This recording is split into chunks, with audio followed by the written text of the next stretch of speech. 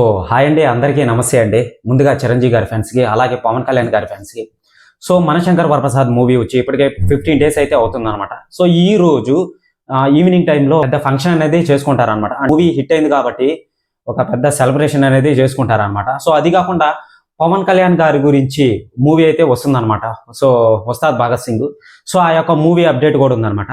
అది కాకుండా ఈ యొక్క మనశంకర్ వరప్రసాద్ మూవీ 15 డేస్ అవుతుంది కాబట్టి ఈ యొక్క మూవీ అనేది ఎంత సంపాదించింది ఏంటి అని చెప్పి క్లారిటీగా వరల్డ్ వైడ్ గ్రాస్ ఎంత, నెట్ షేర్ ఎంత, ఓవర్సీస్ లో ఎంత సంపాదించింది, ఈ మూవీ అనేది ఏ ఓటీటీ ప్లాట్ఫామ్ లోకి వెళ్తుంది ఏంటి అని చెప్పి క్లారిటీగా పూర్తిగా ఎక్స్ప్లెయిన్ చేశానండి.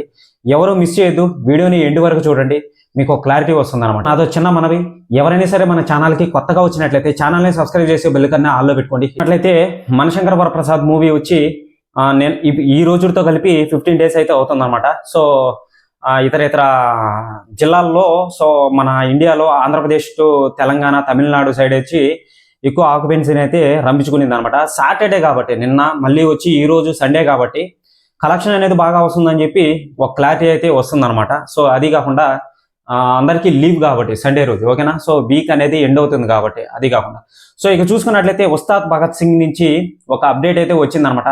ఆయన మూవీ తీస్తున్నారని చెప్పి ఆల్రెడీ మీకు తెలిసిందే. సో ఇప్పుడు ఆ యొక్క స్క్రిప్ట్ అనేది ఇప్పటిది కాదు, ఓజీ రాకముందు నుంచి ఈ యొక్క స్క్రిప్ట్ అనేది ఆయన దగ్గర ఉందన్నమాట.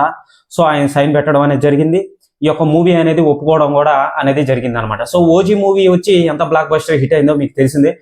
స్టోరీతో అవసరం లేకుండా ఓన్లీ పవన్ కళ్యాణ్ గారిని చూడనాటికి వెళ్ళారనమాట. మౌత్ టాక్తో ఈ యొక్క మూవీ అనేది భారీ హిట్ అయితే అందుకునేసింది ఓవరాల్గా చెప్పాలంటే, ఓకేనా. కలెక్షన్స్ కూడా బాగానే రాబట్టింది అనమాట. సో ఈ యొక్క ఉస్తాద్ భగత్ సింగ్లో మామూలుగా మీకు గబ్బర్ సింగ్ మూవీ చూసే ఉంటారనమాట, ఓకేనా. గబ్బర్ సింగ్ మూవీలో అందరికీ తెలియని విషయం అండి ఇది. సో గబ్బర్ సింగ్ మూవీలో హైలైట్ సీన్ ఏదైతే ఉందో వాళ్ళందరినీ స్టేషన్ దగ్గరికి తీసుకొని వచ్చి ఒక కమిటీ ఒక మీటింగ్ అనేది పెట్టి ఒక కామెడీ పరంగా అంత్యాక్షరి ఆడిస్తాడు కదండి. సో అలాంటి సీను దీంట్లో ఉండదు మ్యాక్సిమం. ఆయన ఒక సోషల్ మీడియా ఆధారంగా చెప్పాడనమాట. డైరెక్టర్ అంటే ఉస్తాద్ భగత్ సింగ్ డైరెక్టర్ ఎవరైతే ఉన్నారో ఆయన ఒక మాట అనేది చెప్పడం అనేది జరిగిందనమాట. సో ఏంటంటే అదే కాన్సెప్ట్ నేనైతే తీసుకోను. సో అటువంటి ఇంట్రెస్ట్ పాయింట్ని నేను క్యాచ్ చేసుకొని జనాలు ఆ యొక్క 30 మినిట్స్ సీట్లకి అతుక్కుపోయేటట్టు చేస్తాను అని చెప్పి చెప్పడం అనేది జరిగిందనమాట.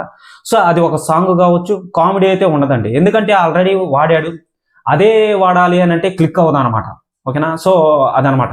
ఒక సాంగ్ అయినా కావచ్చు, ఒక ఫైట్ అయినా కావచ్చు, లేదా ఒక ఇంట్రెస్ట్ పాయింట్ అయినా కావచ్చు, లేదా స్టోరీ పరంగా ఎక్కడైనా సరే ఒక మెయిన్ క్యారెక్టర్ దగ్గర టర్నింగ్ పాయింట్ అనేది కూడా తిరగొచ్చు అనమాట. అంటే మూవీలో అదే మెయిన్ పాయింట్ గా చేయొచ్చు అని చెప్పి ఈయన చెప్పడం అనేది జరిగింది అనమాట. మ్యాక్సిమం నాకు తెలిసి అని చెప్పి ఆయన ఒక పాయింట్ అయితే చెప్పడం అనేది జరిగింది అనమాట. సో ఇక పవన్ కళ్యాణ్ గారి గురించి తెలిసిందే, ఆయన ఫాలోయింగ్ ఎలా ఉంటుంది, ఎలా ఉండబోతుందని. సో ఈ విషయాన్ని అటు పక్కన పెడితే ఈ పాయింట్ అయిపోయింది. ఇప్పుడు నెక్స్ట్ పాయింట్ ఏంటంటే మనశంకర్ వరప్రసాద్ ఈవెంట్ సెలబ్రేషన్ అనేది చేసుకుంటున్నారు, సక్సెస్ అయిన సెలబ్రేషన్ అనమాట. సో ఈ రోజు ఏదో ఒక ఖచ్చితంగా ఒక అప్డేట్ అనేది కంపల్సరీ ఉంటుంది. అనిల్ రావిపూడి గారు వెంటనే పోస్ట్ అయితే చేసేస్తాడనమాట. ఇంకో మెయిన్ పాయింట్ ఏంటంటే షైన్ స్క్రీన్ వాళ్ళు ఎలాగో ఉన్నారు కాబట్టి ఫస్ట్ నుంచి లాస్ట్ వరకు వీళ్ళు ప్రతి అప్డేట్ని ఇస్తూనే వస్తున్నారు అనమాట. సో ఒక 5 రోజులైంది ఏ అప్డేట్ అనేది ఇవ్వలేదు అనమాట మనశంకర్ వరప్రసాద్ నుంచి. సో అప్డేట్ అనేది కంపల్సరీ ఈ యొక్క ఈవినింగ్ రోజు ఖచ్చితంగా సెలబ్రేషన్ అనేది జరుగుతుంది కాబట్టి ప్రతి ఒక్కరు వస్తున్నారు కాబట్టి నయనతార హీరోయిన్ ఎవరైతే ఉన్నారో super star, Tamil Nadu super star heroine, so ఆమె కూడా వస్తుంది కాబట్టి కంపల్సరీ ఒక పాయింట్ అనేది ఉంటుంది. ఆ షో అనేది అందరూ ఎంటర్టైన్మెంట్ అనేది ఉంటుందని చెప్పి క్లారిటీగా తెలుస్తుంది అనమాట. సో ఆ షోలో ఏం జరిగింది, ఏం జరగబోతుంది ఏంటి అని చెప్పి క్లారిటీగా పూర్తిగా చూసి మరి మీకు ఒక వీడియో పరంగా అందిస్తాను అనమాట. సో ఇక చూసుకున్నట్లయితే మన చిరంజీవి గారు మెగా 158 అని చెప్పి ఒక మూవీ అయితే తీస్తున్నాడు.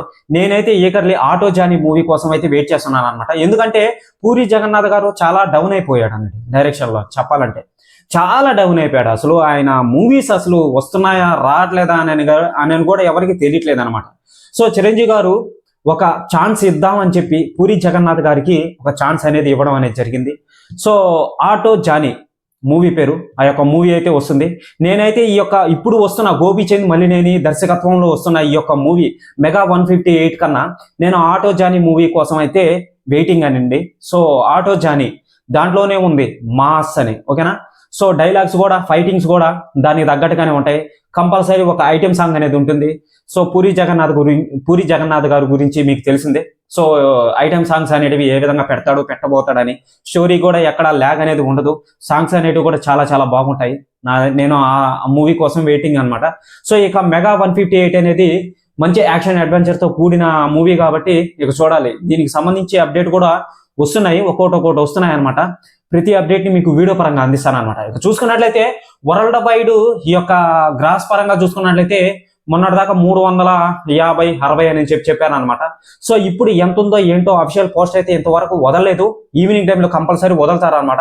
అందరూ వెయిట్ చేసి చూడండి. ఎందుకంటే నేను ఇప్పుడు ఈ వీడియోలో వరల్డ్ వైడ్ గ్రాస్ చెప్పను, కలెక్షన్ వరకే చెప్తాను అనమాట.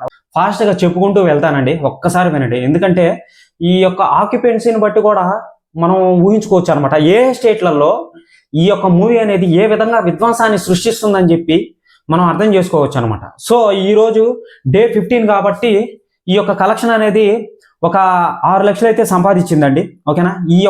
ఇది లైవ్ డేటా అండి. ఈ వీడియో అప్లోడ్ చేయగానే మారిపోయే అవకాశం ఉందన్నమాట. సో డే 14 చూసుకున్నట్లయితే హైదరాబాద్లో 351 షోలు అయితే పడ్డాయన్నమాట. దీని ఆక్యుపెన్సీ వచ్చి 18% అయితే ఉందన్నమాట, ఓకేనా. సో బెంగళూరులో వచ్చి 161 షోలు అయితే పడ్డాయన్నమాట. దీని ఆక్యుపెన్సీ వచ్చి % అయితే ఉందన్నమాట. సో నైజాంలో వచ్చి 2% అయితే ఉంది, చాలా వరకు తగ్గింది. 7 షోల వరకే పడ్డాయన్నమాట నైజాంలో వచ్చి, ఓకేనా. సో మనకు నైజాం మెయిన్, కానీ ఏంది మరి ఇంత తగ్గిందనేది తెలియట్లేదు అనమాట. సో అందరూ మూవీ అనేది చూసేశారు, ఓకేనా. సో ఇక చూసుకున్నట్లయితే విజయవాడలో వచ్చి 21% అయితే ఉందన్నమాట ఆక్యుపెన్సీ. 74 షోలు అయితే పడ్డాయన్నమాట. మహబూబ్ నగర్లో 8 షోలు అయితే పడ్డాయన్నమాట. 23% అయితే ఉందన్నమాట. వరంగల్లో వచ్చి 35% అయితే ఉందన్నమాట. 21 షోలు అయితే పడ్డాయన్నమాట. కాకినాడలో 16 షోలు అయితే పడ్డాయన్నమాట. 16 షోలు అయితే పడ్డాయన్నమాట. 31% అయితే ఉందన్నమాట ఆక్యుపెన్సీ అనేది. సో గుంటూరులో వచ్చి 37% అయితే ఉందన్నమాట. 21 షోలు అయితే పడ్డాయన్నమాట.